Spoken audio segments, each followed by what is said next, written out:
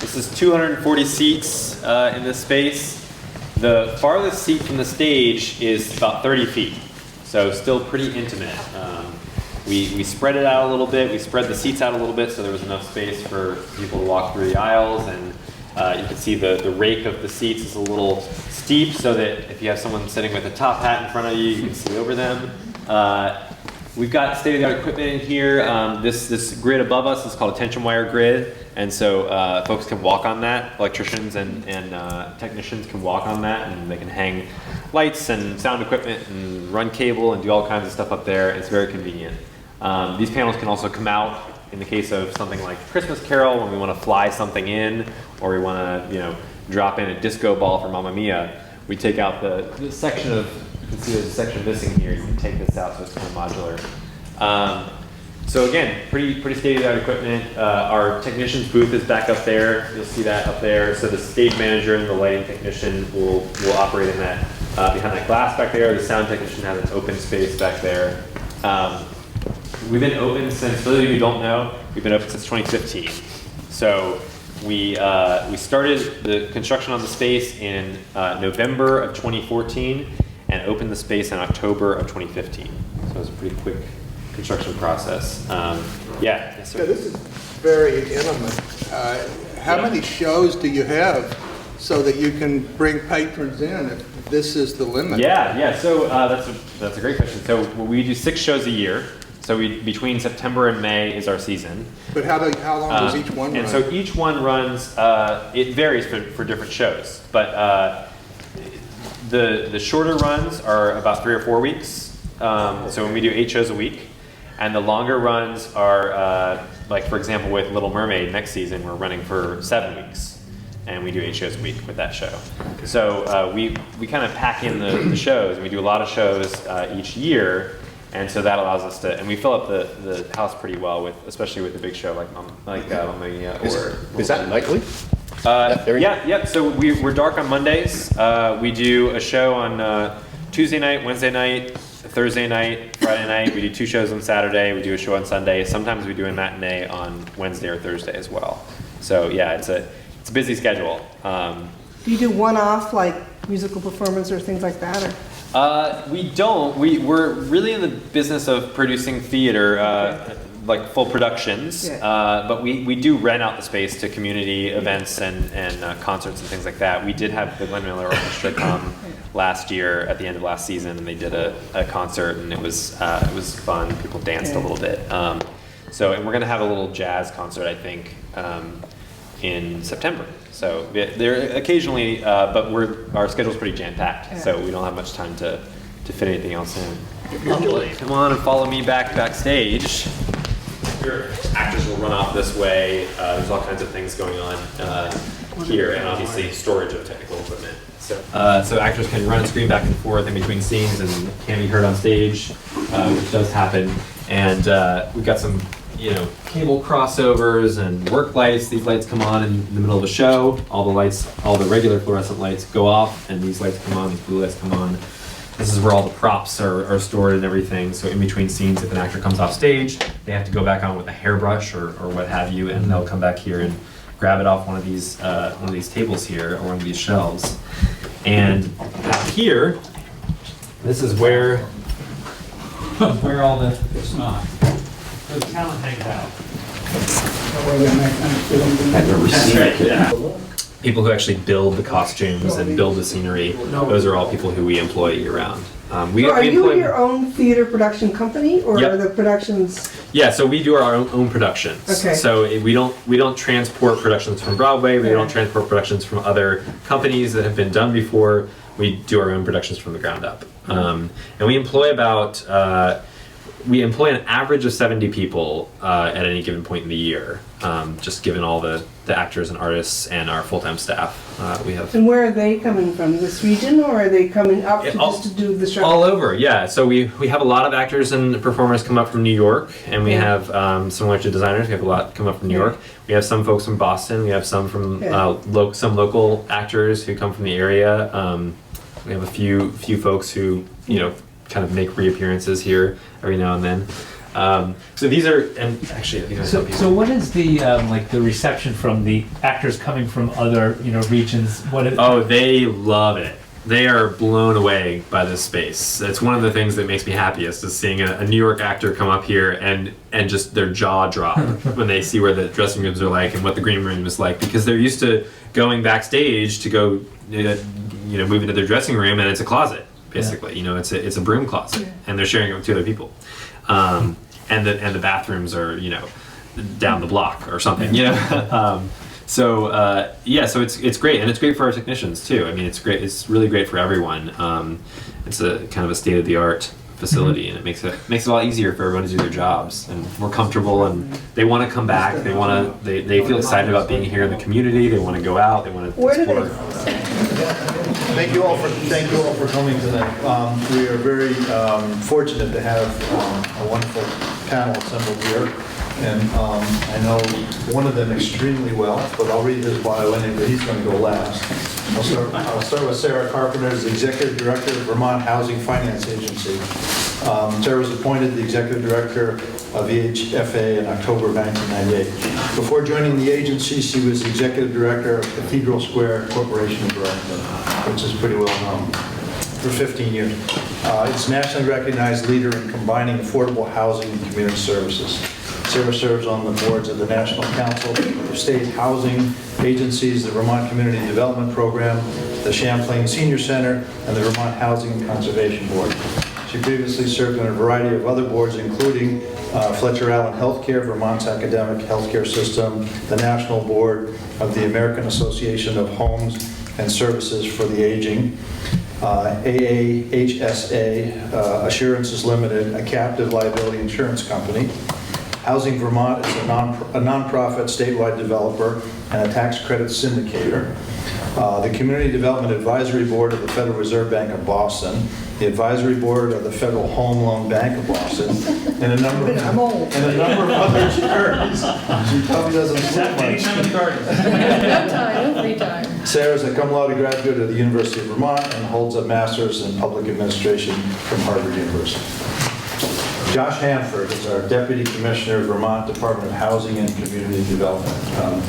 We see each other quite often at ACCD. Josh currently serves as a Deputy Commissioner for the Vermont Department of Housing and Community Development, overseeing the state housing and community development divisions. He's also served the last 11 years as Director of Vermont Community Development Program. During his tenure, he has managed the awarding of more than $140 million in HUD community development block grants and disaster recovery grants to hundreds of affordable housing and community development projects throughout Vermont. He's also worked as a project manager for several nonprofit organizations in Vermont and New Hampshire. He studied political science and geography at the University of New Hampshire, holds credentials in nonprofit and natural resources management. He lives in Randolph, Vermont with his wife and 2 children, and he enjoys fishing, skiing, and mountain biking. I can attest to the last two. Allison Friedkin is the Director of Real Estate for Downstreet Housing and Community Development, previously Central Vermont Housing Land Trust, and has been with Downstreet since 2006. She holds a Bachelor of Science degree from UVM. As a Director of Real Estate Development, Allison develops real estate pipelines, secures funding for projects, and oversees their construction. She serves on the steering committee of the Vermont Affordable Housing Coalition and is an active member with the Vermont Business for Social Responsibility and Vermont Green Building Network. Allison has completed 2 certificate programs through Neighbor Networks America, Project Management and Organizational Management. Allison is deeply committed to developing sustainable, affordable housing in Vermont. She lives in Duxbury, enjoys biking, skiing, traveling, and cooking in her free time. Andrew Winter.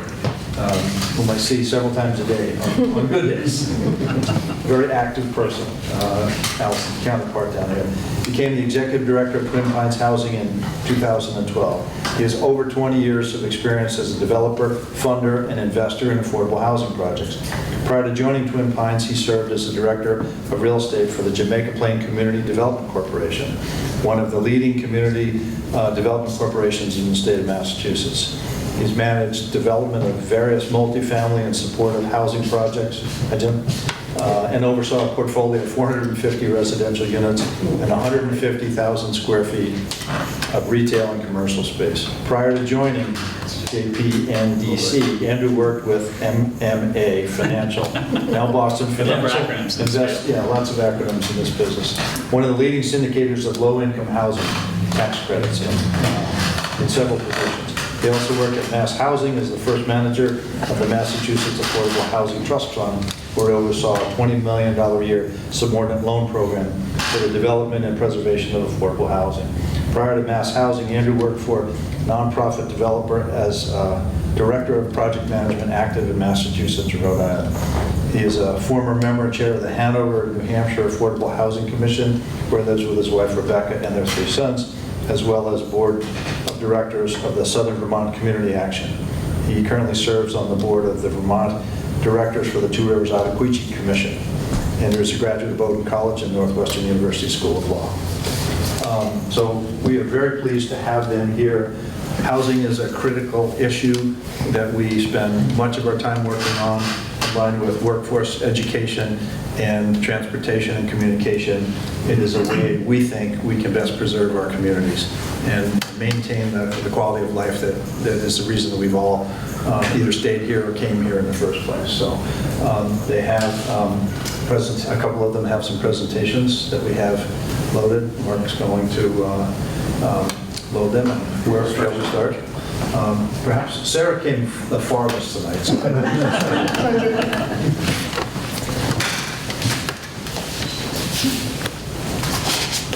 And when I made the calls to invite them, I said I think what we'd like to do is discuss the state of affairs.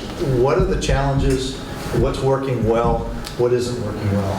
What are the things that are good to avoid if you can, the pitfalls, and what kinds of assistance can you find? What kinds of partnerships can you make to say, okay, there are some buildings that are available. We want to put some housing there. It's a common theme throughout the state, and especially in our district.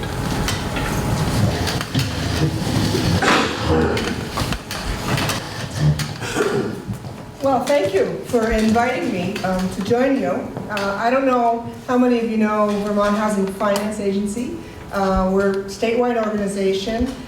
Many people know us for our home loans. We offer low-cost, low-fee loans to first-time home buyers and low and moderate home buyers. We deliver those products through local lenders, a number of whom are in this room, and we work through the marketplace to make sure that our homeowners get the best mortgage product available. I haven't prepared a lot on the home ownership programs, but certainly can answer questions on this. The few slides I have really are the result of another set of work that VHFA does, which is collect a lot of housing data around the state. We have in our bailiwick, we are the manager of the DORA, which is called the Director of Affordable Housing. So we have a website. You can find out where any affordable housing project is located in the state and its funding and how it breaks down. We also have a website called housingdata.org. And they actually have a little, I forgot to, I'll put them out later. It just shows you the website. That website you can go to and look by town, a huge amount of information, how many people live there, how many people are homeowners, how many people are renters, what's the average income of those people that live in town. And there's a whole raft of housing data that's available to you, both on the town level, the county level, and on the state level. The other program that we work a lot on, and I know people are interested, is our multifamily housing. We provide and administer federal and state housing tax credits. And that gets wonky quick, but it is in fact the largest source of funding for affordable rental housing. We receive those credits from the federal government. We allocate those to developers of housing like Andrew and Allison. They turn around and work with community partners. Again, a lot of the bank partners in this room buy the credits, and we can spend a little more time later on about how that works, but those credits provide equity, cash equity that we can put into the project and lower the cost of the housing to the end owner. Those programs come with a lot of strings and limitations, and to be honest, aren't all that flexible, but it is the driver of what we have been doing for affordable housing in the state.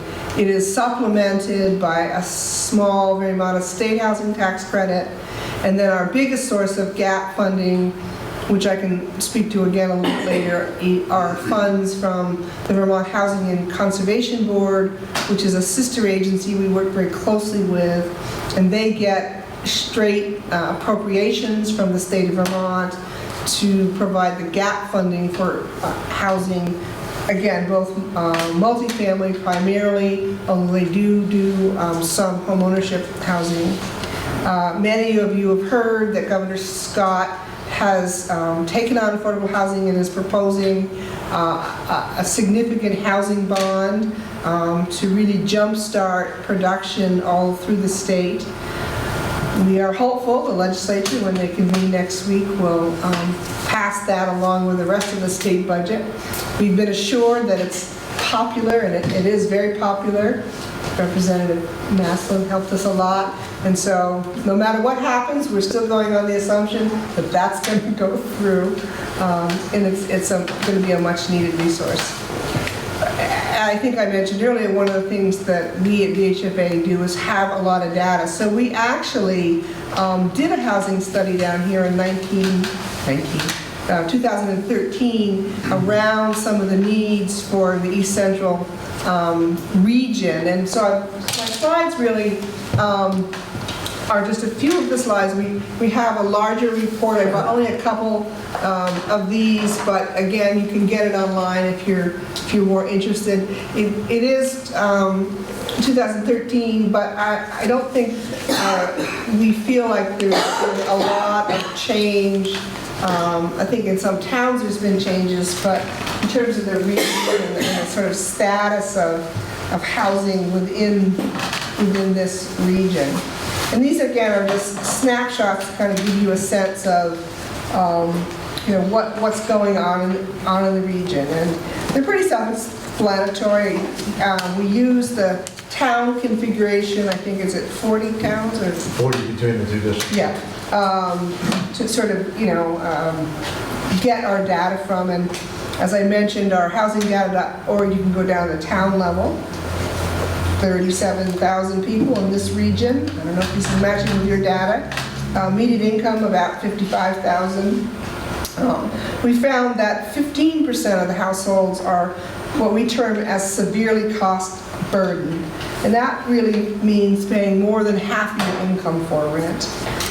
We know, in addition, there's a lot of people paying between 30 and 50% of their income for rent. 30% of your income for housing costs, and that's rent or mortgage, is kind of the benchmark when we talk about what's affordable. That's the term that we look at. Hopefully families not paying a lot more than 30% of their income for their housing costs. Certainly, the difficulty is if you're paying more than 50% of your income for housing, you haven't got much left over for other goods and services, and that, of course, creates lots of instability.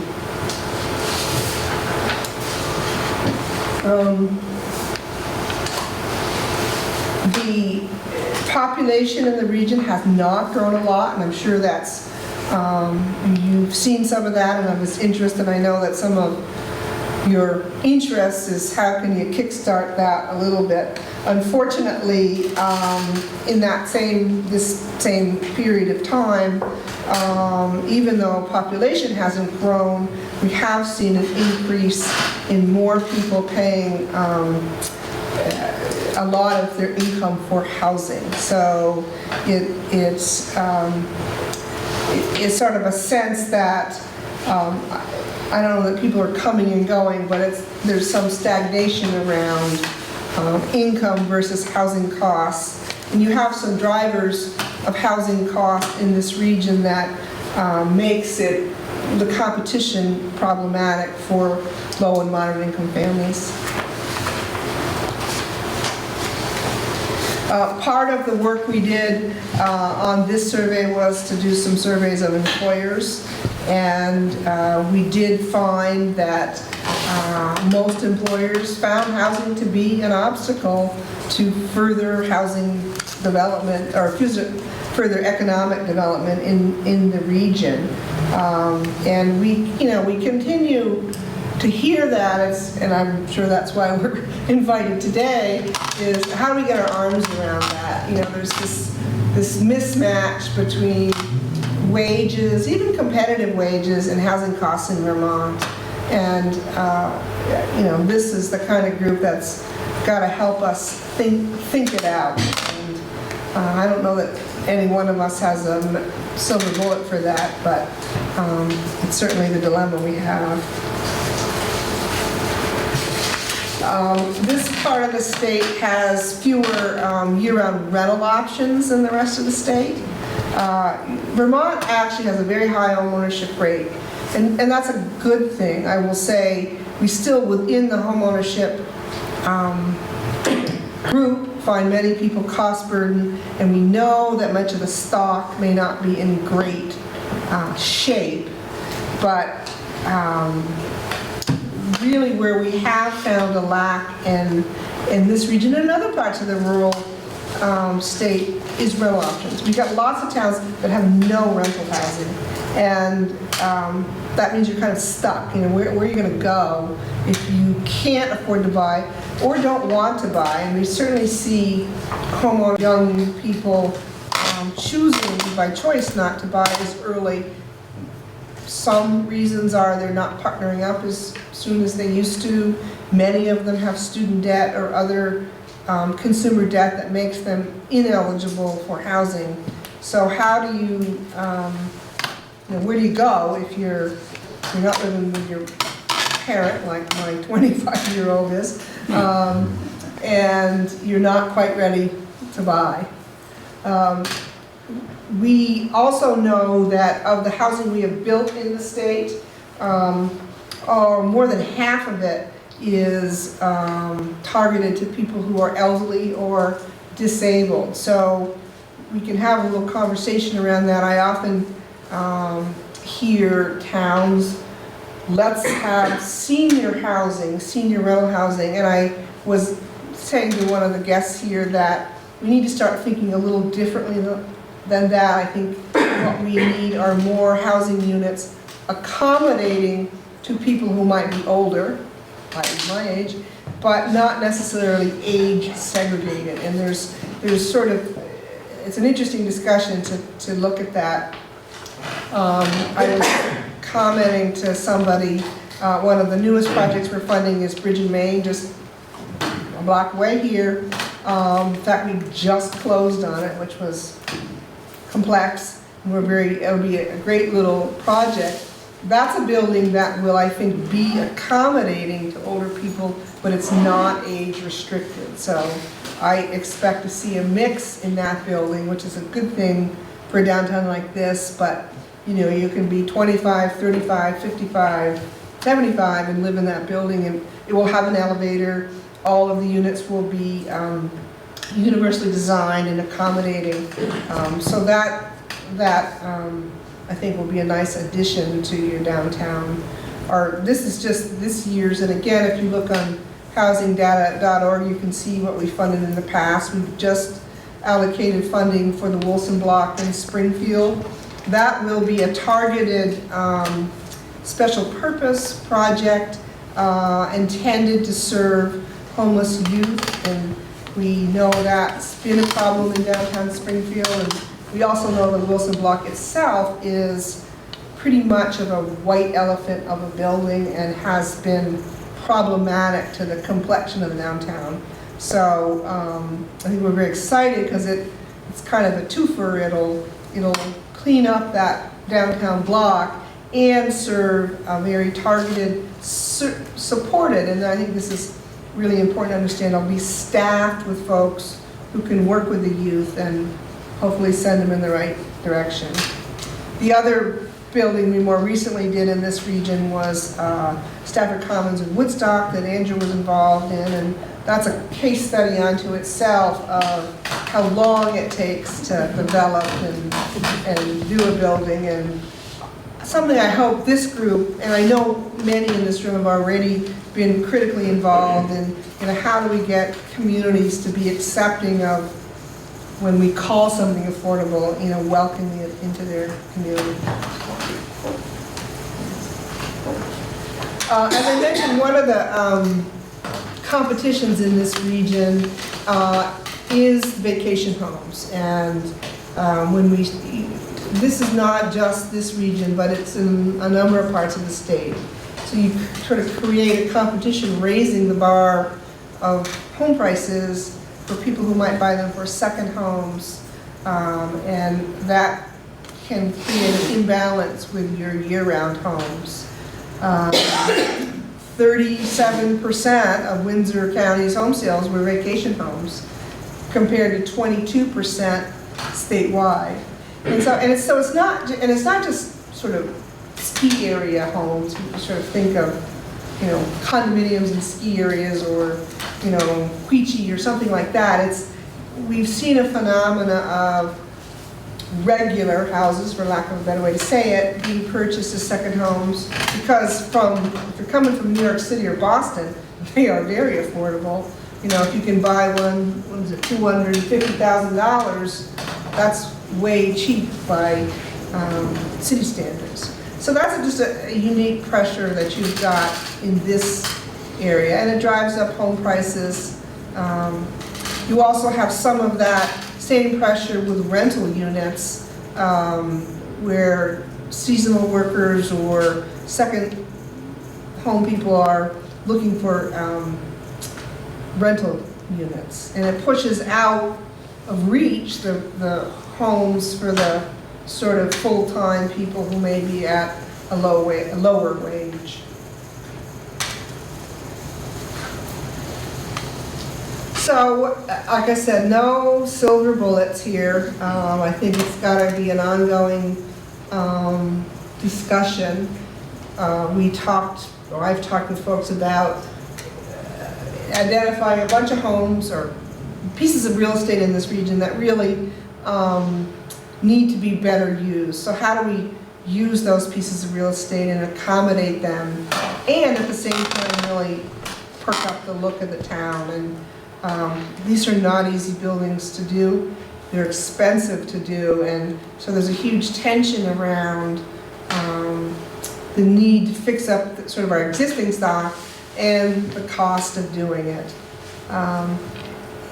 Located within those cost drivers are things like needing water and sewer, having parking available, how do you accommodate that? And in Vermont, we want to be all things to all people, and we do a fairly good job at it. But again, it's a tension in the housing industry, wanting our housing to have the highest energy codes. That's the right thing to do, but it can, drive cost. We find sometimes when towns identify a rundown building that they would love to have sold and they'd love to sell it to Andrew or Allison, but the existing owner wants a price that doesn't quite work economically. So while this is a sidebar, looking at housing town rental codes and enforcing them so that you encourage the owner to perhaps sell at a lower price when we're looking at it. So, you know, there's a lot of strategies out there, and I hope that's with your group, and we can talk about a little bit later. One of the other things I'm just going to also mention, in the tensions we've got out there, is the need to produce new units, but finding that some of the stuff that we developed, you know, 20 plus 25 years ago is in need of recapitalization. And so with a fixed pot of money like housing credits and VHCB needing to go back, and it's not having anything to do with the operations, it's simply housing kind of wears out, and the way we fund it, we really sometimes need to put new resources in, because we'd certainly be taking a step backwards if we let our current affordable stock deteriorate at the same time we want to build new stuff. And the last slide is just some of the resources we've got available to you. As I said, they're on our website. I'll leave a little card with our contact information, and feel free to call me, or don't even call me. You can call Leslie in my office, and she'd be happy to walk you through some of the web resources and the data resources that we've got. And certainly call if you want to know more about any of the funding programs or anything like that. Well, thank you. If it's, I don't have a PowerPoint, so I'm thinking that they're kind of setting the stage, and then I can jump into other topics and get some questions going. We all work together too. Yeah, yes, I'm on her board, she's on my board. Yeah. They're both seek funding from. Yeah. I know, I appreciate that plug for preservation projects. Yes. Thank you, Sarah. Josh. Yeah.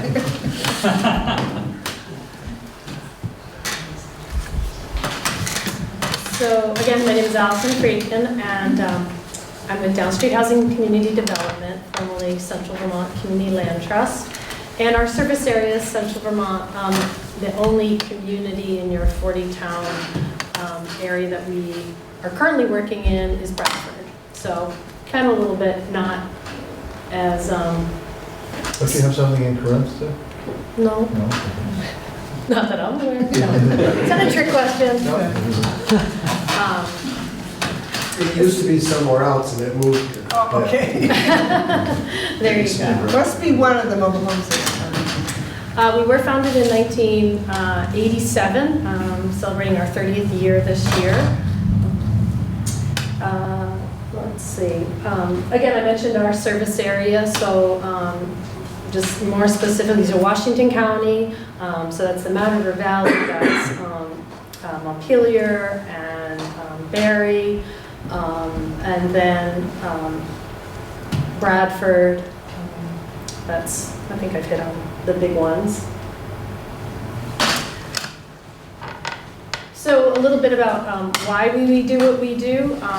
So obviously there's the need for housing in our community, but again, also being a community development organization, we also try and meet the needs of the community in other ways. So we work with a whole bunch of strategic partners. That can be all the funders, that can be social service agencies. And basically we try to help people not just have stable housing, but have that stable housing then lead to a more stable life. So that can be, you know, their work, their medical, their financial. Let's see, so our lines of business, we have 4 primary lines of business. We have our property and asset management department. We have our home ownership center, real estate development,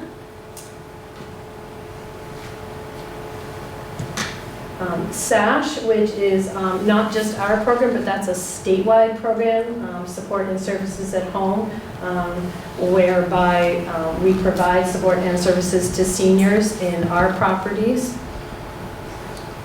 And this isn't exactly a line of business, but it's something that is a common thread throughout our whole organization, and that is our commitment to green.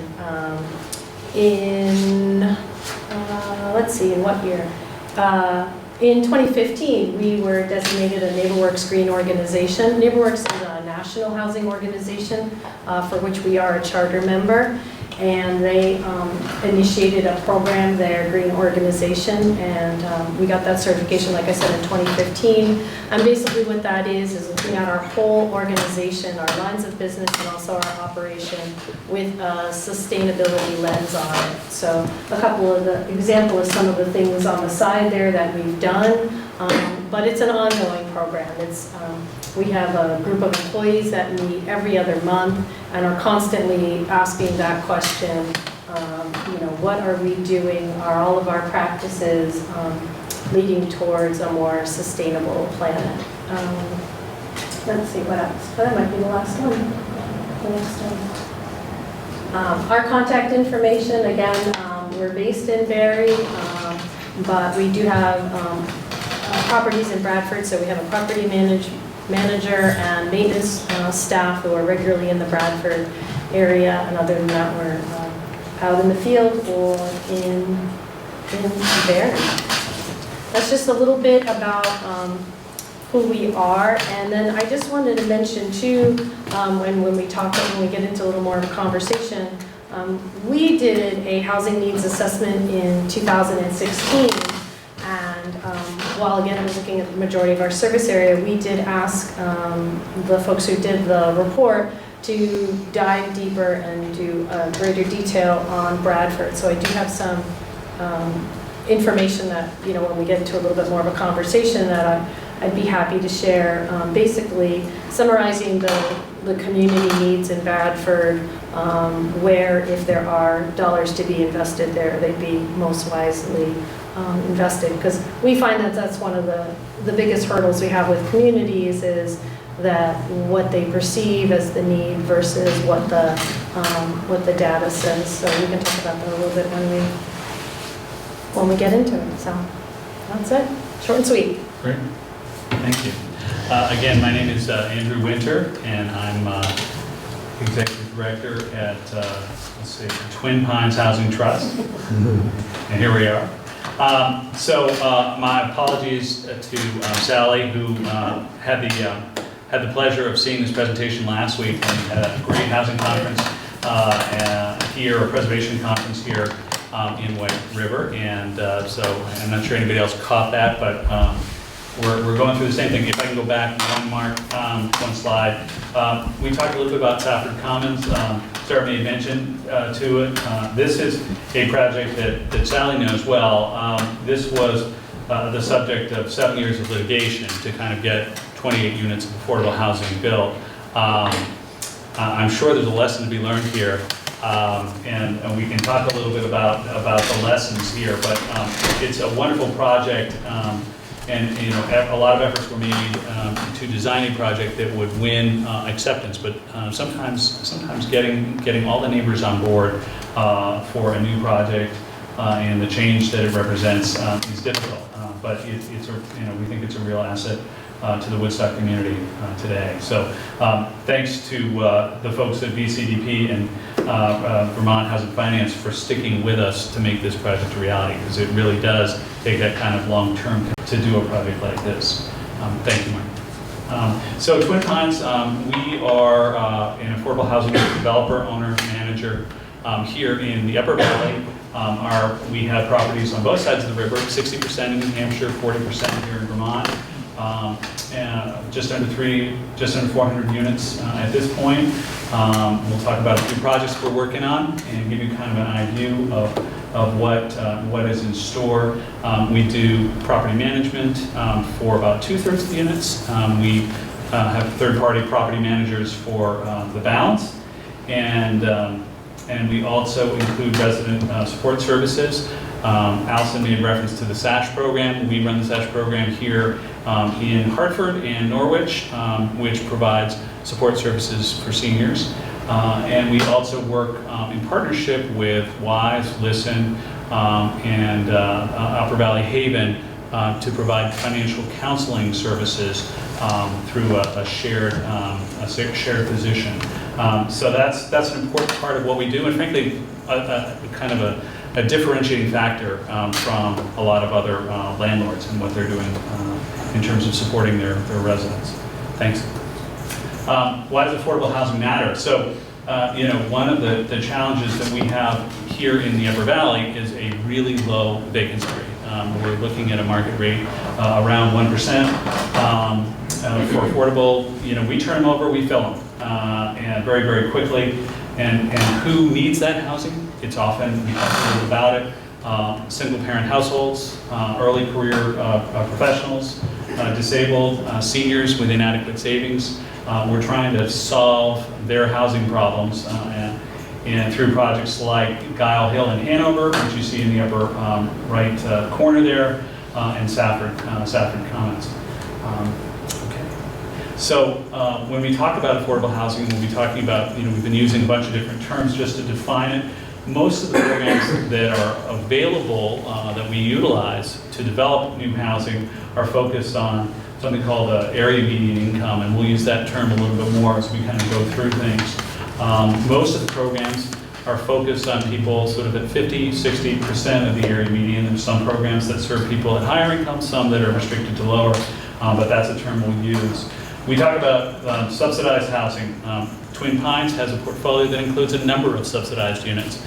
And so if the world of affordable housing is this, the universe that is subsidized is this. It's a smaller subset of projects where there are Section 8 or other rentals assistance is provided to the residents who live there. But the vast majority of affordable housing is income restricted, rent restricted, and folks have to have income to be able to afford it. So we'll talk about some of those terms as we go through, but this will give us all a common lexicon as we talk through it. Here's the income required for affordable housing. This is data for Windsor County, looking at household size across the top, the columns across the top. The rows across the bottom represent the 50, 60, and 80% rents. So if you have a project that is developed with tax credits and you've got a two-person household, you are looking at potentially families making up to $34,000. They have to have sufficient income to be able to afford it, but we're going to cap the income of eligible households at that 60% rent. And sometimes there are some units that might be at 50%. Some projects may have units that are higher income, but most of the affordable housing that's being created at this point is sort of focused on that 50 and 60%, those 50 and 60% bands. One of the things that this is looking at. Sorry, Sarah, this is from New Hampshire housing, but this is looking at data from the Lebanon micropolitan area that we're in. And you can see, looking at sort of 17 years of data, just how dramatically housing prices have risen during that time. And there are, folks who are paying $1,700 and as much as $2,400 in our region for a two-bedroom unit. And what is driving that is, if we go to the next slide, is rental housing vacancy rates that are incredibly low. You'll see that we're below 2%. And one of the sort of the most fascinating things for me to kind of look at this data was to appreciate the fact that we have new projects coming online in our region. 252 units up by the hospital at Dartmouth Hitchcock Medical Center. Boom, gone, off the market. Fully absorbed within a year, and that's pretty amazing to kind of look at this data and realize you're putting more units into the marketplace, but they are being so quickly absorbed. Okay. A picture, they say, is worth 1,000 words, and this is a little bit of a shot of a project that we've been working on here in Hartford. Sometimes it's new construction. The two buildings on the left, 459 and 388 South Main Street, those are new construction right down the street. We took a couple of older properties that were not in particularly good shape, demolished them. Thank you, Rich. And the Hartford Planning Board for giving us approval on that. But we were able to put in new units that are on town water, on town sewer, in the village center, on advanced transit. so excellent access to services in town. And then we've been rehabbing a couple of other properties, Queechee Pines, which was Bob Haynes' property once upon a time. For a day. Was built in, what, the 70s? 1978, I think. 78. Sort of a ski chalet type or ski house type concept, and we were able to renovate that so that it's ready to go for the next 20 plus years. And then one of my favorites, and people say it is the prettiest affordable housing unit in the state. Sorry, Allison. The second floor unit at Hillcrest Manor. This is a great home on BA Cutoff, where BA Cutoff passes just under Route 4 here in Hartford. And it really came out well. We're looking forward to showing that off sometime this summer when we have an open house for the completed project. Yes, we'll get everybody there. Examples of the kind of work that we can do, and there are challenges with these types of projects. There are no elevators, no access in these. So we'll talk about some of the efforts that we're doing elsewhere to try to address access. I'd like to talk about Guile Hill. This is our largest development project. We partnered with the Heartland Group. Moreau Weinberger, who's the mayor of Burlington, was our one of our development partners on this project. This is an example of the impact that a community can have in helping to foster the creation of housing. The town of Hanover donated with a deed, 21 acres of land to Twin Pines to allow us. They stipulated what they wanted in terms of affordability, that at least 50% of the units be affordable. But we have a community of 120 units, 57% of which are affordable, a mixture of rental and ownership, and 43% are market, again, a mixture of ownership and rental. And so we just finished the last 15 units up there. It's right on the access road by the hospital, so if you're ever up there, I invite you to take a drive through and take a look at it. We're very proud of this project. Long time, complicated project as well. It's not just about building new, as I said earlier. This is something we're working on right now, and it is important to kind of figure out ways to rehab buildings. This is something that we're going to be purchasing next month. We're working with the city of Lebanon, which has been focused on trying to figure out solutions for camping, overnight camping, the homeless population in town. And this is our effort to try to do it. We're going to be doing 18 units that will serve the chronically homeless, spending probably about just under $1 million to renovate this property. And again, central location on public transportation. Again, it's about partnerships. We're partnering with the Upper Valley Haven, which will provide enhanced case management services to help serve the folks who are going to live there. Okay. This is since we're here in the village of White River Junction. Love to talk about what we're working on in terms of new projects. This is Sykes Mountain Avenue, and I'll put a plug in for it now, Josh. We've gotten some of our funding from the Vermont Housing and Conservation Board. We're up in front of Josh's organization next week. We received our last permit on Monday night, last permit approval from the planning board here in Hartford. 6.5 acres parcel, and if we go to the next, this site is right as you go up Sykes Mountain Avenue. It's on town water, it's on town sewer, it's in the designated growth area, and it's on advanced transit and where we want to be building housing. And one of the things that we really like about building a project like this is it is a mixture of 14 one-bedrooms, 16 two-bedrooms in essentially what we'll read as a 4-story building, 3-story building, 3 floors of apartments and parking underneath.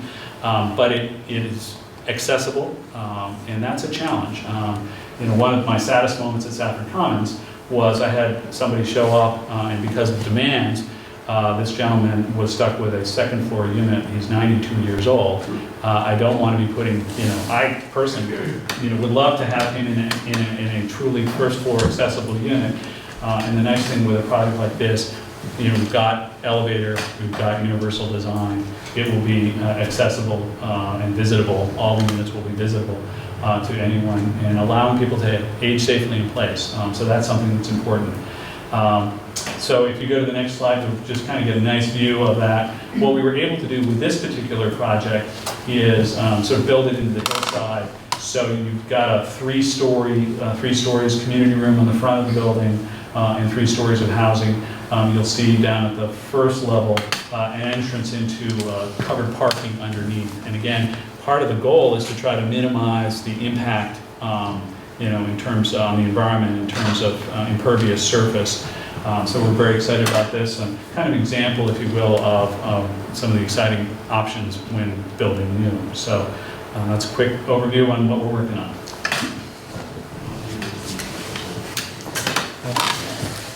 Well,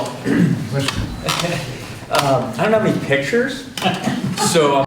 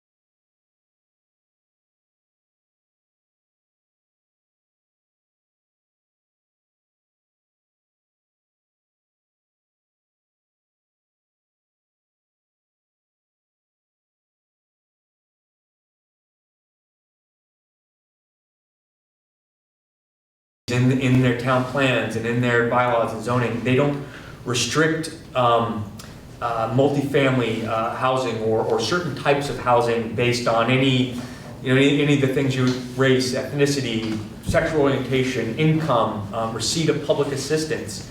And you have to be careful about those things and really be taking a positive view on welcoming all people that need housing to your community.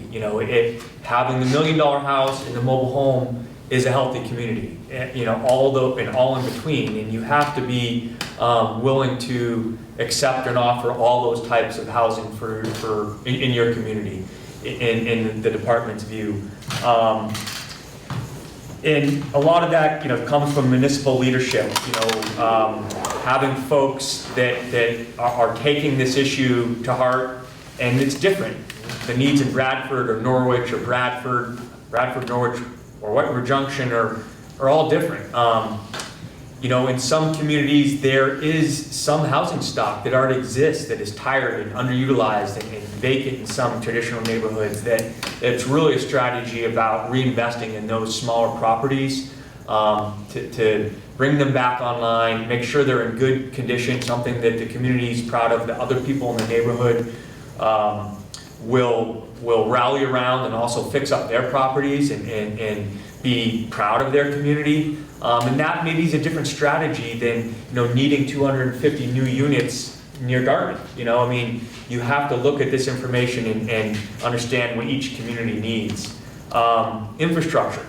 The places that already have adequate water, sewer, and streets, you already have some of your costs dealt with. It's expensive to bring those services out to areas to build new housing. And that's a place that the municipality can help, bonding or other tools to say, hey, we want to welcome housing. We're going to do our part and try to seek other grants and low-interest loans to help with the development of this housing. Because if the municipality isn't doing it, those costs are all they have to be paid for by the housing developers, and they have to bake those into their budgets. And anything you can do to help reduce those costs is something the community should be looking at. We've seen some examples of larger multifamily properties which serve a need. Often a good use of that old school building or whatever it is that you say, hey, we have this housing shortage, why can't we turn that into affordable housing? And that's true. And those projects, they take a lot of partners, and you've got a couple in the room here.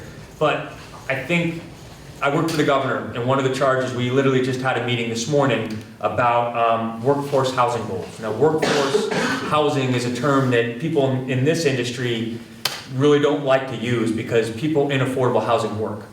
But what it's really meant to get at is this middle income housing, the 80% to 120% of area median income. There was a housing study done statewide a couple years ago that really spoke to the needs in Vermont and by county, and it's available on our website.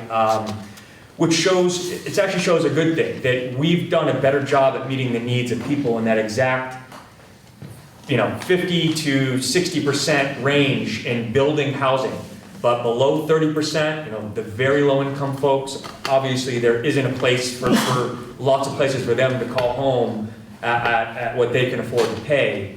And the 80 to 120, there really isn't a lot of programs that subsidize building those units or rents or construction. And then above 120, you start to get to markets that people are able to take out a mortgage and buy a home. You're at those income levels, and it's this 80 to 120% that the smaller scale developments. When we had the conference here last week, the downtown conference, there was a private developer there, and he talked about 3 or 4 units in the top of this building, 3 or 4 units in the top of this building, and the scale to do projects like that, and someone taking the risk and doing that on their own has to be part of the housing solution in Vermont, in my opinion. The resources that we have to support the awesome work that these groups do, they're not enough. And we're not increasing those vacancy rates with just these tools. There has to be folks out there that are willing to try little small-scale developments, housing on their own. There are low-interest loans to be had for those type of developers. I can point folks into some resources for that. So I want to leave that on the table too. That there's a place for all housing for all and all types of developers with Vermont severe housing needs. You know, there's also a wage issue. You know, we can build all the housing, we can try to raise the funds to build, but the fact is people need good wages to be able to afford the rents to pay for the development of the housing. You know, if you're not getting it all as grants to build the housing, you've got debt service. You need to charge, you know, a rent to pay that back. And we need to work on the wage side as well. And that's why, you know, housing and the economy and bringing businesses in, it's circular, right? I mean, they are afraid that they're not going to find the workforce, and the people that they bring in aren't going to find the housing that they need. You know, and the wages need to be high enough for people to afford the housing that's available. So it's a tough issue all around. And you know, as Sarah said, there's no silver bullets. There's no one strategy that's going to fix all this. But it's a commitment to doing it. It's a commitment, I think, at the local municipal level to saying, we think this is a need, and we're going to, you know, have a discussion with our community and say, we need more housing. It's okay to grow and to bring, you know, new families in, to bring seniors in. Because right now, if you look at your community, look at the rents in the paper, look at what's available. If you're not seeing something that you or your kids or, you know, a family friend can afford or would be willing to live in, well, then there's a problem. And it really does need to start grassroots, and because the funding and the resources are very competitive to pull off these deals, and communities need to be ready and willing to have that discussion at the local level. I had one to start, which is, you know, a term you hear often is a public-private partnership. Mm-hmm. Companies working to develop training curricula, or companies working with municipalities to do utility extensions or things like that. Have any of you worked on projects where a municipality might partner with a housing developer, you know, to help with the bond, you know, the credit worthiness, the bonding, or the equity in the first place? If a town has a school or a firehouse or something they're not using, that's something that, you know, that you see. But do you have any examples where towns are actually, you know, participating with capital? Not enough, no. I would, you know, we have this conversation, we need housing, but then, you know, when the rubber hits the road, is the town willing to provide the resource? And to be blunt, no, we don't see much of that. Some towns are more supportive than others in helping you get something done, like a sewer extension. So I think we've done a couple towns. A couple of the sewer extensions also got a lot of money from the CD program, so they were in a supportive and applied for a grant. Maybe they took on some debt because the sewer was, you know, for the whole town. You know, I'm struggling a little bit. We've had a few instances with donated buildings, but be careful what you wish for, because those are often not easy buildings. They tend to be expensive. And so it's this big tension around the resource and the equity needed to get the project built, and what small, especially small rural towns, feel they can get.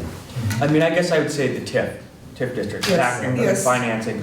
Those communities that have applied, received, and a plan for a TIF, they're getting themselves ready. They're providing a resource to allow for that development to happen. And many of those TIF communities that have TIF districts, they've seen more housing built in that district. Right, I mean, it works. What's happening here? So that's one example. The other designations, communities that have sought these designations to say, hey, look, we want to, have more density in our downtown, and we've done the planning, and we want some permit relief because we've planned to death and we know exactly where our development should be. And we've seen those communities get more housing. They've been able to reduce some of the cost and have that discussion in a very organized way. There's some communities that have done sewer upgrades or expansions that then now a new development that comes online can hook up and nothing new needs to be built. And they've done that for a variety of reasons, and they've gone to USDA Rural Development or VITA or whatever to borrow money to do that. But it's not nearly enough from what we see. Yeah, we're all chasing the same dollars. Yeah.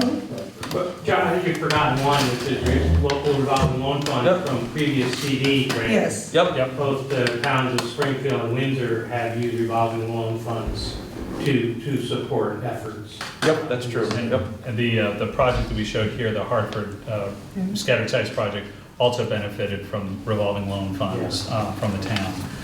One other example I'll throw out there, the project I showed you in Hanover, Guile Hill, the town decided that part of their contribution to getting that project completed was, we had made a commitment to install a sidewalk along Route 120 to allow people to get from the hospital through the project and down into the town center. The town, we agreed to provide the dollars to pay for materials, and the town is doing the labor on the installation of the sidewalk. So again, it's just a small example, but sometimes little things like that can make a big difference in getting a project over the finish line. That's true. I've seen some sidewalks, and hey, if you're going to do this, yes, we'll add this element, because we know it's going to be beneficial to the town.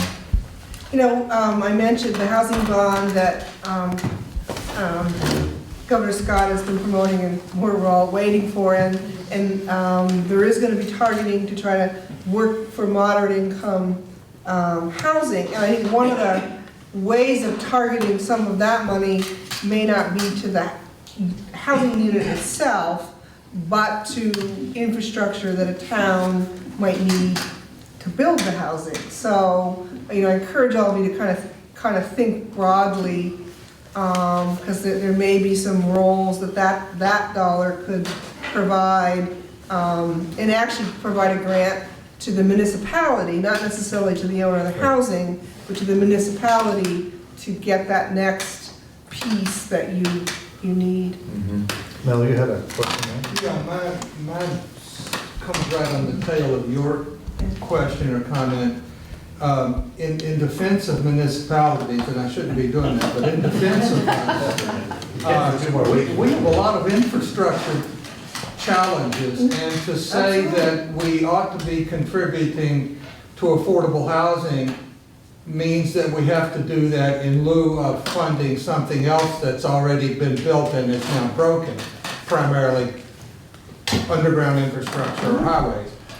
So the challenges are significant, and that means that we try to use the grant mechanism. That primarily ends up being federal funding in some way or another passing through. But when we try to talk for public-private partnerships or get private developers to build, they talk to us for half an hour and leave the room.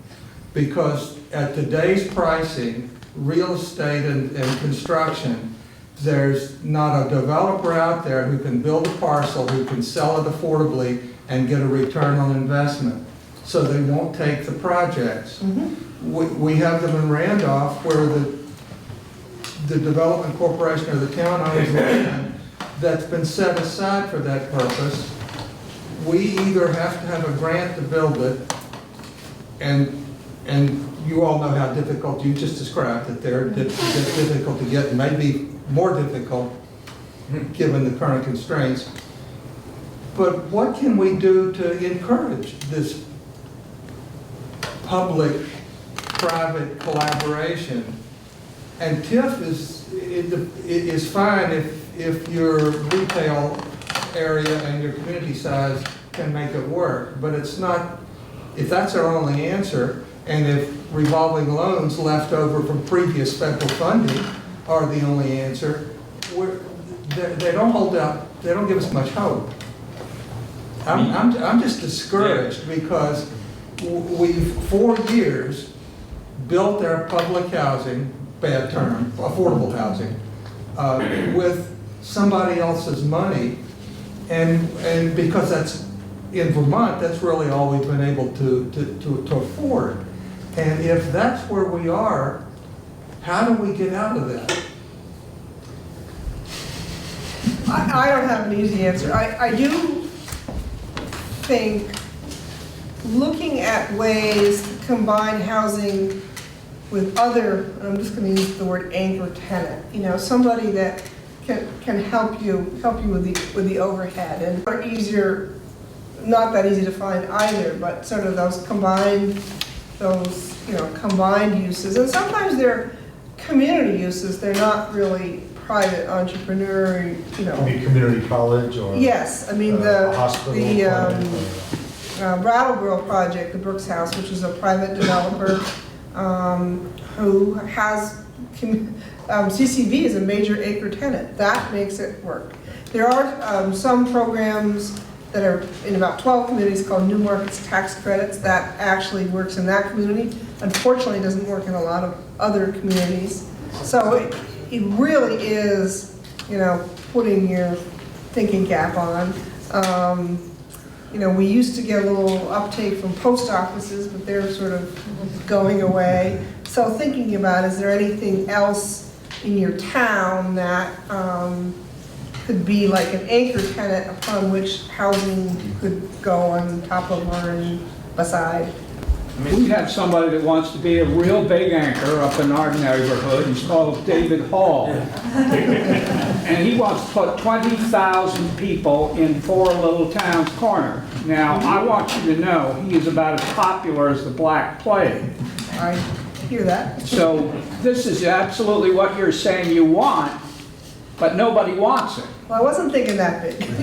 He's not particularly affordable housing. Well, you know, he is. He's going to be affordable housing. Nobody's going to have any money. They're going to all live in 200 square feet and everything else. Well, I mean, you know, it's not consistent with the town master plans. I mean, you know, part of what, you know, when we look at a project like 6 Mile Avenue, we're looking at we look at the town master plan and say, where does the community want the housing? And does that make, you know, and you know, try to build it there. What David Hall's talking about is totally contrary to that approach. Well, we're quite aware of that. Yeah, I mean, you know, but again, you know, I think here, it's trying to figure out what the local community is looking for and putting it where they're talking about putting it. And one other quick question is that just in this morning's radio, the retail industry is talking about a 20% contraction in number of jobs and space used and so forth. And what is retail? Everything you want downtown. But if we don't have any retail anymore in serious quantities, what are you going to fill a space with? Food and drink, services. No, I mean, Mel's bringing up a real issue about the cost difference between what it costs to build something and what it appraises afterwards, and whether it's commercial or housing. Everyone kind of that's playing in this world knows that this is going on. You know, you're only going to be able to borrow 80, maybe 90%. You know, you're not going to construct it for, the day you construct it, it's going to be worth less than what you borrowed it for by 20, 30, maybe 40%. I mean, that's what's going on and why it's hard. We have all these market stimulus, you know, new market tax credits, long housing tax credit, historic tax credits, village, and we have all these things to try to help with that, try to bring a market that to what we want to build that isn't there naturally, and that is a little bit scary. And you know, they talk about the downtowns, but I think that what David Hall, what you're talking about, Bushrod, with bringing tons of, we're talking about serving the people that are already here. I mean, you know, all the statistics Sarah showed, we're not growing in population in this region, but yet we have a housing shortage, and it's because smaller household sizes. You know, people are, you know, there's more single head of household families. There's more people that need housing, you know, and the solutions to that, maybe there's some smaller, more cost-effective housing that needs to be built. It doesn't need to be as many square feet as what we're used to. You know, I don't think any of us have the answer, but it's not, you have to keep trying something new. And if someone can find a way to bring online housing at a lower cost, I think everyone would be willing to look at it. You know, one of the reasons is right here, the Verdmont. You know, Wilder, the plant that's, you know, building these energy efficient, zero, you know, passive homes, you know, but they're still $150,000, and it's not quite as affordable as I think many people would like, but it's a new alternative that's, you know, coming on the market. So one thing that hasn't gotten much uptake in Vermont and is a few years ago, the state passed enabling legislation that encourages towns to encourage homeowners to do accessory apartments, i.e. take a home and divide it up. And I just toss that out because it's something I think might work better if you could get more communities organized to do it. And you know, you think of an older homeowner, they're sitting in too big a house, but they're daunted by the thought of going to the planning commission, getting you know, a zoning permit, finding a contractor, putting in an extra bathroom, all this stuff. And I'd love to see more activity in encouraging existing homeowners. Actually, New Hampshire Housing did a great study, and I'm sure it really would apply to the same region around how many overhoused people there are. And we're an aging demographic. People are just sitting in homes too big. And we haven't cracked that nut yet in any meaningful way. Well, we have a big challenge, and I'll speak to my town specifically, the old Victorian homes, the classic, gorgeous 19th century home that now is woefully in need of maintenance and paint. It's lead painted. The people who own it can't afford to insulate it properly. It may be rented, poorly divided into some kind of less than affordable housing, but they can't afford to do the things that are necessary to turn it into a real 2 or 3 family home. And we don't have any funding mechanisms in our programs to support those. Well, there's some, that's one of the things that we're working on with CDBG. We have home ownership centers, you know, Allison is in one of them, that, and there's five that cover the whole state. Those home ownership centers receive funding from us and others to do low interest, sometimes deferred loans, sometimes small grant portions to lower income homeowners, but they can also do small apartments, 4 units and under. And you can help those small apartment owners rehab and reinvest in those properties, bring weatherization in and life safety upgrades, and there's money available for that. It needs to be scaled up, it needs to be more broadly available, but I think that is a tool that with limited funding, you know, $15,000 per unit, you give someone a $5,000 grant, loan them another $15,000, they'll do it. They'll fix up those units, they'll make them available, and there's a pilot project right now going on in Bennington. That just this very concept, the town came, they defined a neighborhood that said, look, we have all these beautiful homes that are just falling into disrepair. They're all carved up into 2-3 units. The neighborhood's falling apart. What can we do? And they proposed a pilot, and you know, we'll see, you know, if it works, because I've heard a lot of folks say, it doesn't really work. There's challenges there, and I think there's not more opportunity than we've had. I think there's more opportunity there that we should focus on. And I think we need to capture that circumstance when you have a homeowner involved, as opposed to something that's already been carved up and maybe a disengaged landlord who's really not ready. So I don't know how you get to that point where you get somebody before it gets beyond just being carved up and maybe a disengaged landlord. In that case, almost makes it too late. You said public-private partnerships. One of the things we're seeing, I don't know if you can call it private hospitals, they're releasing their patients, and they know the home they're going back to is unhealthy, and they're going to be back in the hospital. We've seen hospitals giving grants to housing organizations to go and follow that patient and fix up their apartment so that they're healthier. They know it's going to cost them less to invest $5,000 into that apartment, make it healthier, rather than the $5,000 that it's going to cost for them to be there for 2 more days. So hospitals are doing that. We're seeing it in Rutland, we're seeing it in Bennington. I think there's some examples up in Chittenden County. The healthcare is a huge part of our economy, and if there's any way to save costs to deal with housing, because housing is part of healthcare, I think there's untapped resources there in any community that has a hospital. And it's a different approach, but we're seeing it happen. Sally? That's good. The biggest problem I've got in my town is we have 0 vacancy rate. And there isn't even enough frictional vacancy to allow the market to rationalize. I've got people who are able to afford far more housing than they're living in right now because they can't find it. We've got people who are doubling and tripling up in housing they can't afford.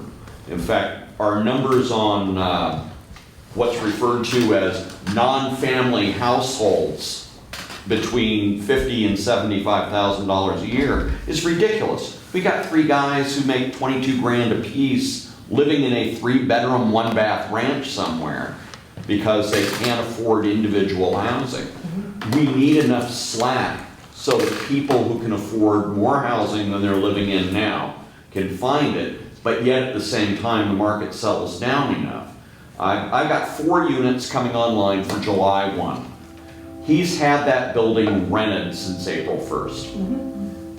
So we actually have people who are waiting for units to come available. Where they're living now, I have no idea. Of course, we've got people sitting on property who seem to think that if they're the first one who sells, they're going to get screwed, and the last one who sells is going to make $1 million on their worthless piece of property. What do we do about that? What community are you in? Pardon me? Fairly. And we often get talked to by housing people like we're some sort of resort community. And we do have a lot of seasonals around that lake, but we also have a large employer that employs housekeeping staff, groundskeepers on a golf course. We have relatively modest income people who are driving an hour and a half to go to work because there is no housing in close.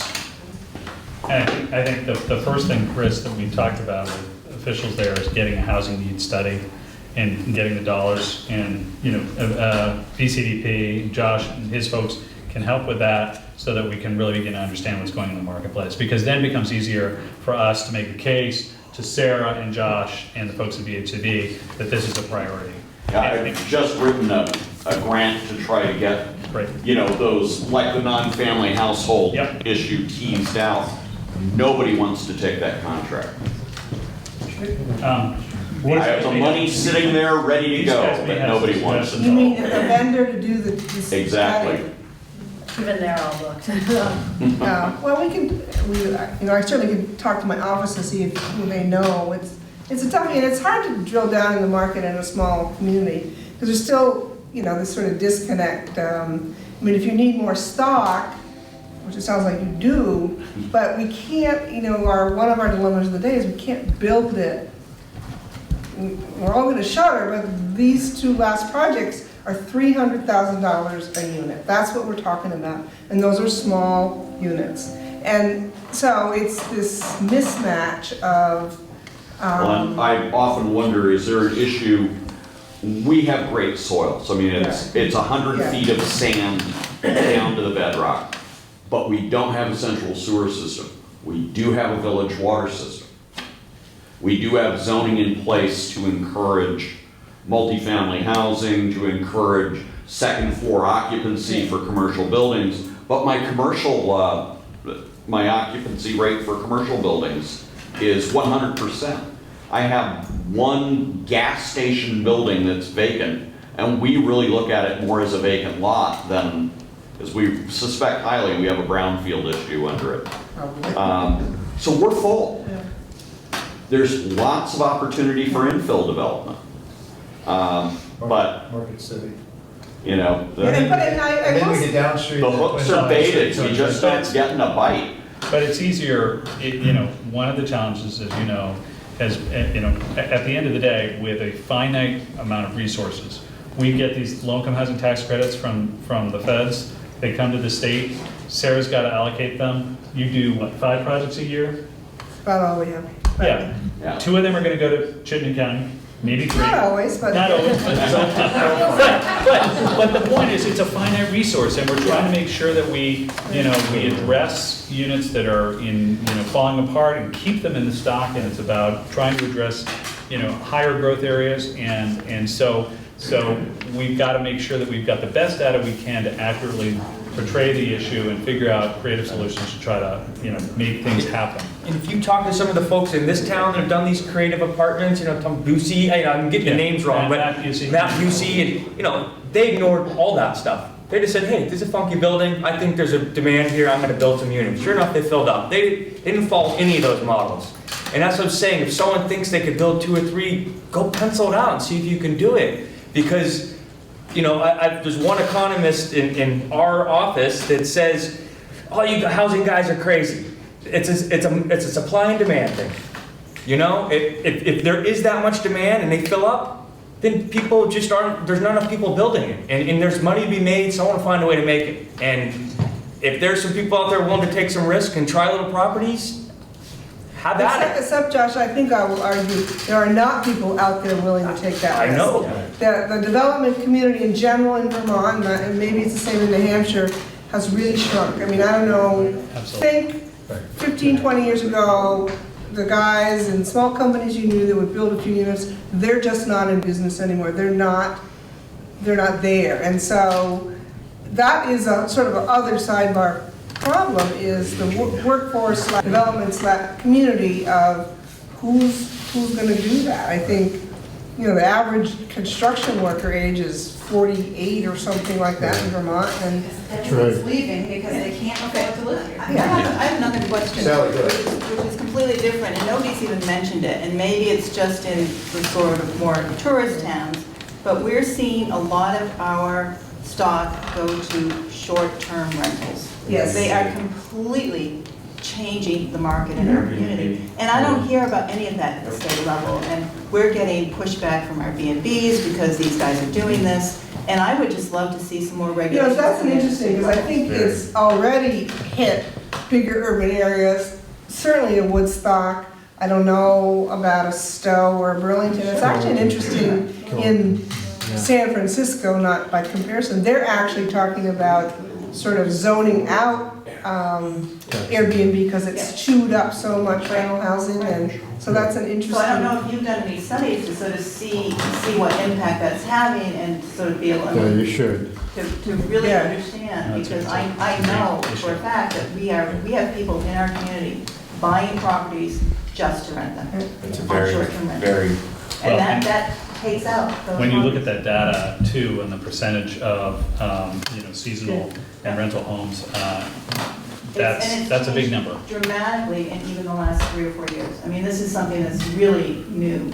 Well, the whole, I don't know what statistic I gave you, but the larger increase of second homes in these 2 counties, and I think that's it. And, you know, so you buy it, you rent it out for, let's say, half the year, and you use it for half the year. And so that, and like I said, if you're coming from New York or Boston, paying $250 to buy a house, maybe not in Woodstock, but some, you know, is cheap. And then you can rent it out the rest of the time and you're not there, so it removes it from the regular, you know, local real estate market. So. Brother Flint? Yeah, so just, and I know we're running late, but, so I've got in front of me every home sale price by town, by year for the past 11 years in this district region. So, and I'm from Springfield. So the average sale price in the Green Mountain Two Rivers region last year was $252,000. In Springfield, Vermont, the average sale price last year was $129,000. As I sit here tonight and I just checked, there's 115 homes for sale in Springfield. Tough to give one away. So you would think, well, geez, there's all this, no one can find a home up here, you have all this stuff. You think they'd come down our way, and that started to happen. But now you start to get into the other complexities that we could stay here all night talking about, such as socioeconomics, such as education quality, such as 29.5% of households in Springfield are on Reach Upper 3 squares. What does that mean? How does that help or hurt the community be attractive to attract those upscale people to buy your homes, and also, frankly, take the jobs that the companies in our region are having a hard time attracting people to come to? It's a swamp and an intersecting circle of issues, but beyond which we've talked about tonight. And as well as a tired housing stock, and how do you provide an incentive to freshen that up and make it more marketable? But I think that is somewhat of a resource issue. Even at 129,000, my gut would be they may not be in fabulous shape. You don't want to put a low moderate income family in a house that's not. But I'm not talking about low moderate income families. I'm talking about attracting working class professional families. You can't do that because they don't want to come to the community because of this. And so the housing issue and the housing bond sort of touches on this. Is absolutely, you've got to provide resources for low and moderate income people. You've got to look at the housing issues for everyone. Well, and I think to your point, it gets to the economic side of it, which is we have to raise up, the economics throughout the state, because every community has its town where there's a 0 vacancy, and then there's, you can't give them away. I mean, we have that in Central Vermont, and so I think that's a statewide problem, and the solution to that, and it's a lot of what the governor speaks to, is just raising everybody up, and so then you're not trying to pull from here and pull from there. It's attractive in its own right. So. There's a subset of persons who believe, now that you've touched on economy, that we make a mistake spending our grant funds or funding at all on affordable housing when we should be spending that money on developing the economy. Now, they don't know what developing the economy means. You have vacant storefronts and they focus on that. You have an industry that like Ethan Allen that closes, and that's their focus. But they firmly believe that it's a mistake that our federal money is spent almost totally in one direction and from their perspective, not in the other, and they become very aggressive about that, and then you end up with head banging and the community gets nowhere.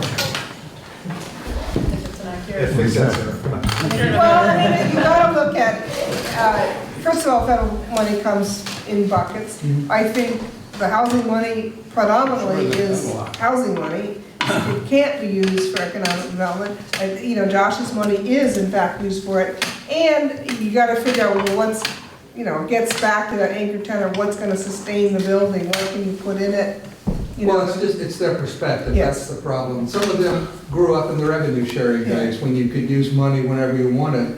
And from the 60s and 70s till now, the way that federal money has changed is significant.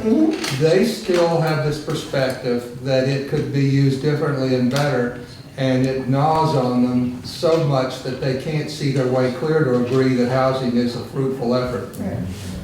In Bob's point, I mean, sometimes you talk to people in Chittenden County that, $300,000 is a cheap house, and they need more of them every day. They'll be sold like that. And you say, go to Springfield, go to Windsor, go to Rockingham, go to, I can name town after town after town where you've got all kinds of housing stock to look at. You can buy 2 or 3 of them for that price. And we need to find ways that fix those up, bring them back into productive use.